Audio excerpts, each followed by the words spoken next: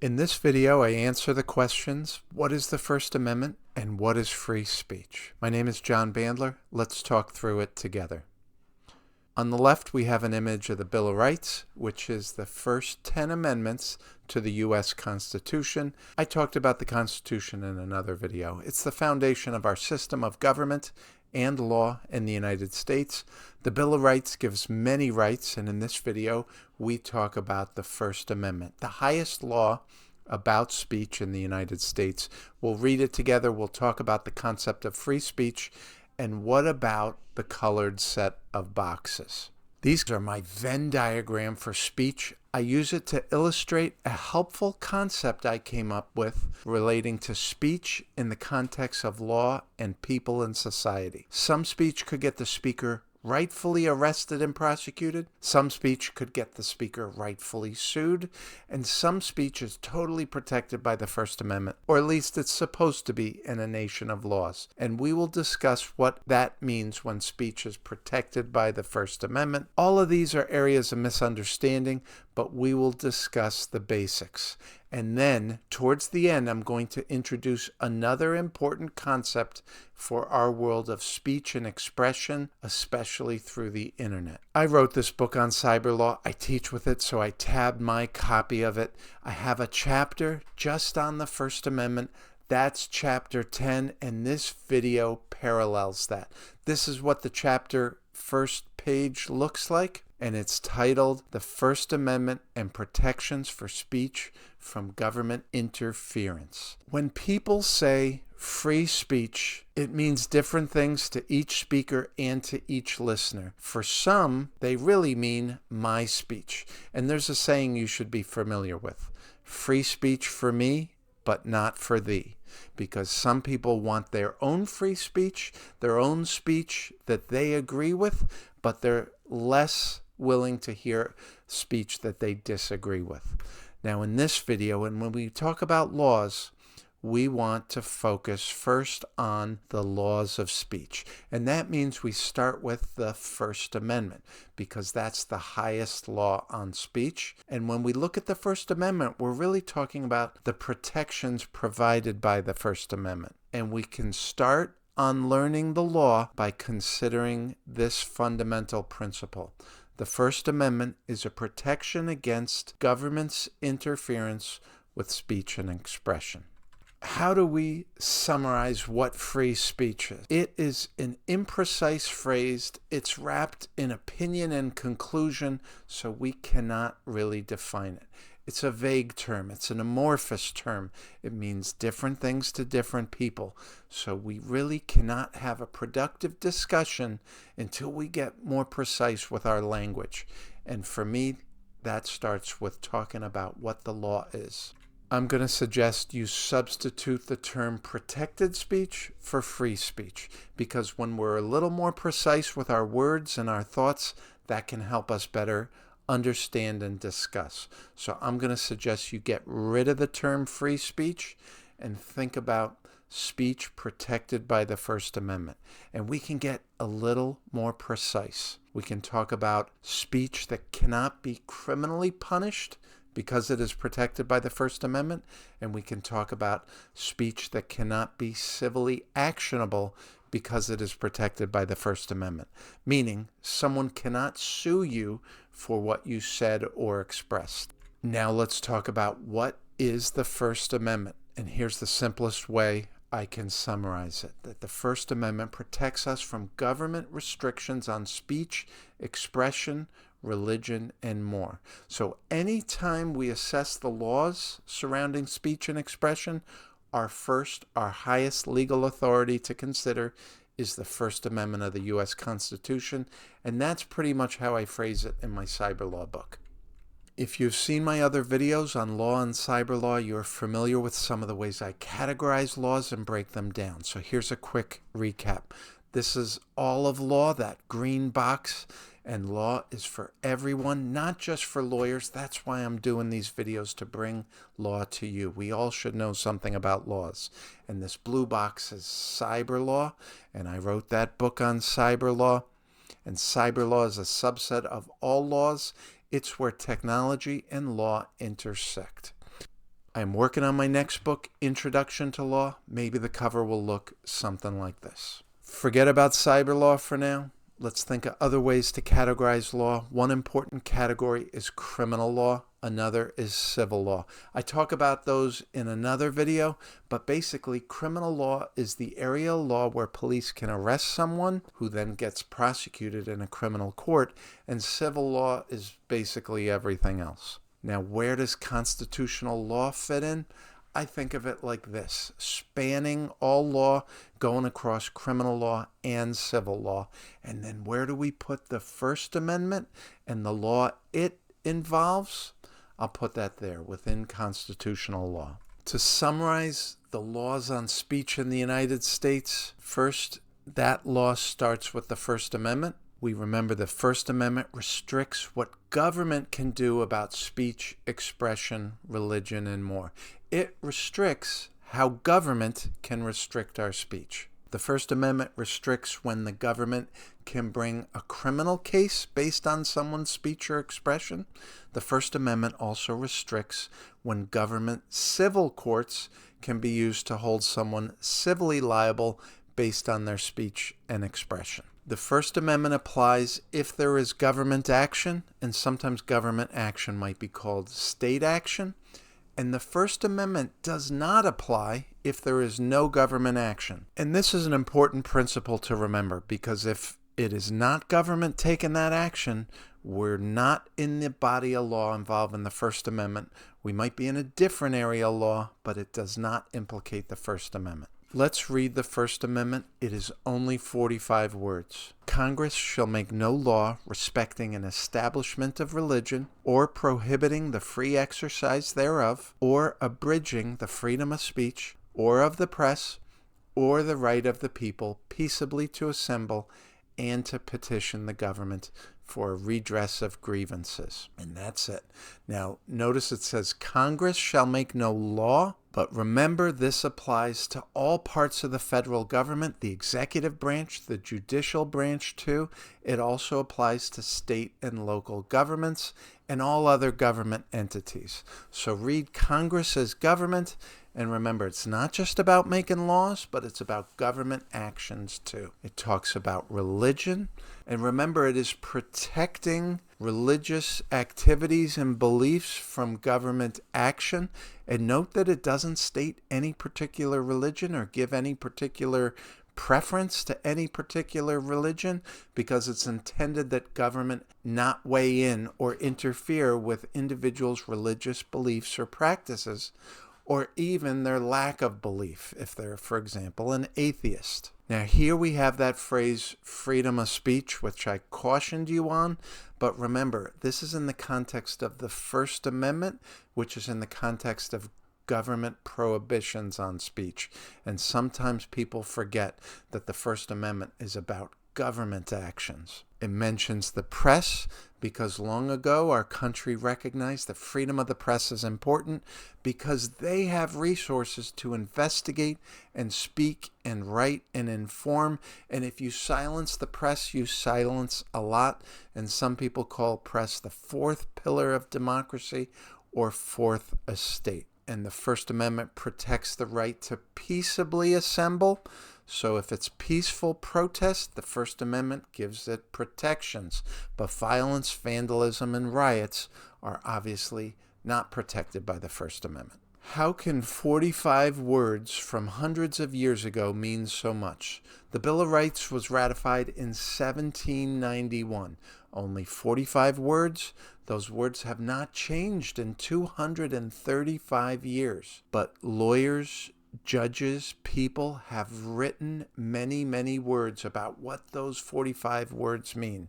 And I would suggest millions of words have been written easily, probably hundreds of millions, and maybe even billions of words written just to explain what those 45 words mean. Legal decisions by a trial court judge, by appellate judges, and by the U.S. Supreme Court, as well as lawyers to try to explain what the First Amendment means, just like I'm trying to do now. So who gets to say what the First Amendment means? Well, everybody has an opinion, but judges' opinions matter more than ours, especially in terms of law and in their legal decision, which lays out what they think the law is. Now, who has the ultimate authority? It's the United States Supreme Court. They have the ultimate authority to decide what the U.S. Constitution means, including what the First Amendment means. And as learned and impartial as some judges may be, we need to realize that judges are imperfect. They're humans just like you and me. That means they can be wrong. And even justices on the U.S. Supreme Court disagree with each other. Now I want to give you a way to think about the laws surrounding speech, how to apply them in real life, including by considering the effect of the speech or expression on the listener. Each of these colored boxes is a category of speech. And then I will overlay some other categories and concepts too. And by doing that, I will help make this extremely complicated area of First Amendment law relatively clear and simple for you, at least these first levels of learning. So let's talk about the first three categories of speech, and these relate to government action. So the question we ask is, can you bring it to court or not? And there are three important categories. There's fully protected speech, meaning you can't bring it to court. A cop can't arrest you for it. Someone can't properly sue you for it. Then there's speech that might be civilly actionable, meaning someone could properly sue you, bring a proper actionable lawsuit to bring you into court to recover damages for what you said or wrote or expressed. And then there's speech that might be criminally actionable, meaning it could get that person properly arrested and prosecuted. And there are some other categories we need. I'll talk through that now. Now it's time to walk through the 6 categories. And the first category is all speech and all expression. And it's really infinite, but it's important to lay it out just for the foundation. Now let's think about what I call annoying speech, which is speech that might annoy someone. And realistically, all speech has the potential to annoy someone. Now there's a lot of people that started watching this video and they dropped it because they found this video annoying or boring. Now, if you're still here, thank you. Don't forget to subscribe and like, but you probably don't find it annoying. Now, here's another category. Unfriending speech. It's annoying enough that someone takes an action regarding it. Maybe they unfriend someone on social media or in real life, or they boycott, or they make a complaint to the police, or they go to see a lawyer about filing a lawsuit. Then we have civilly actionable speech, which is speech or expression that is the proper subject of a civil lawsuit. The examples you see there: defamation, invasion of privacy, harassment. Someone could be properly sued and damages recovered for that speech. Then we have criminal speech, which is speech that violates a criminal law and that someone could be properly arrested and prosecuted. Now, I haven't shown you a category yet, and that is protected speech. And where do you think that fits in? And I'm going to show you in a moment. So I cleaned up some of the text now. Here you see these 5 categories.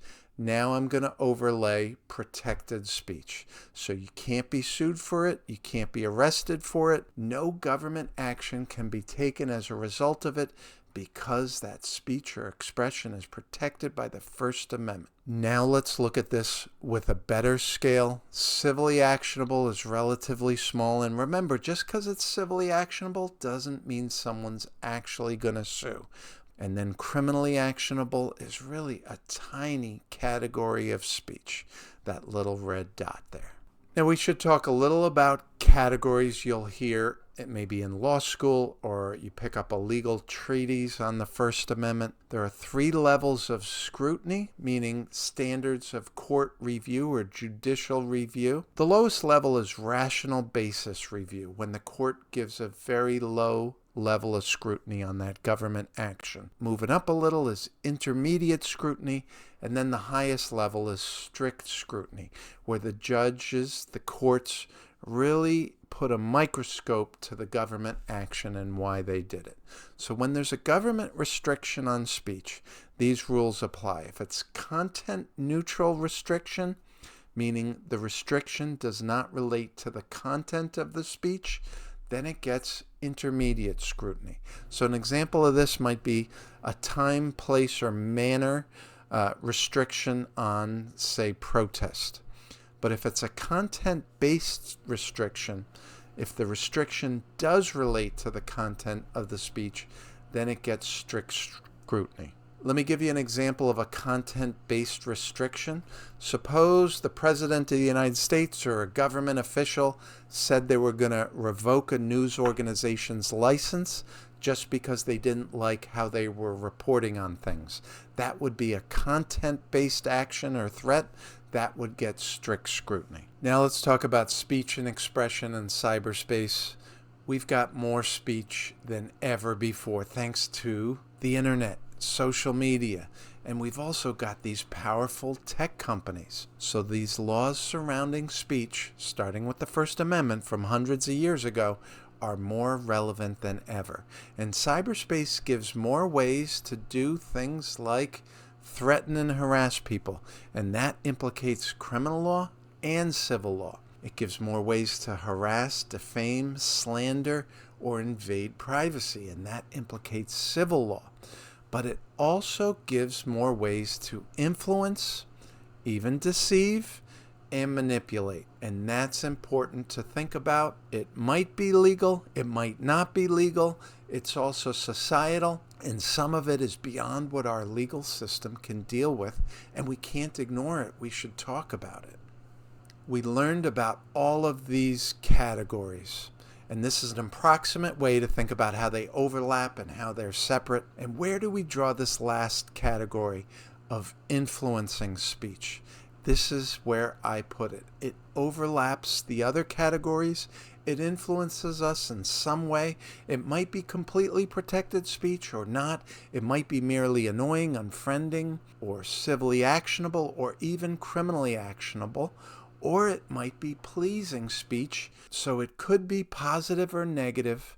It might get us to accept something as a fact, agree with an opinion, or do something, click on something, buy something, or even vote for someone. That influence upon us could be for good or for bad, and different people will have different opinions about whether something is good or bad, whether candidate A is best or candidate B, whether artificial intelligence tools are great or harmful, whether the president is doing a great job looking after the country or doing a terrible job for the country only looking after himself, whether vaccines are safe or dangerous, whether one should support Ukraine or support Russia. I think we can all agree that some speech out there is bad, misleading, deceptive, even false or outright lies or hateful or manipulative. Maybe that is a lot of internet speech. Maybe it's just a little. And a lot of people, our species, the human race, are susceptible to being manipulated. And it is possible that it is easier to manipulate people with our dependence on cyber, on social media, and now AI tools to read and write and summarize and even think for us. And in chapter 36 of my Cyberlaw book, I call this the battle for our minds. And here's the kicker.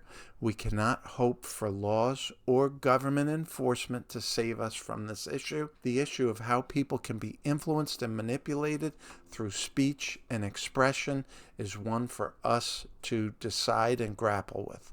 Some important takeaways. The First Amendment is the highest law in the United States on speech and expression. It's about what the government cannot do or can do. And the First Amendment provides protections from government consequences. It applies in cyberspace too. Think of those 3 categories of speech for government action, the 6 categories total, and then I added influence too. Free speech is a vague and amorphous term, so consider using the term protected speech. Is it protected by the First Amendment? For a deeper understanding, I've got additional resources, including my book on Cyberlaw, Chapter 10. And this is my references and resources slide. Thank you for watching and listening. Don't forget to like, subscribe, and comment. All of these references will be in the video description, including my companion article on my website. Don't forget to check out my other YouTube videos on what is law and what is the U.S. Constitution. Thanks for listening.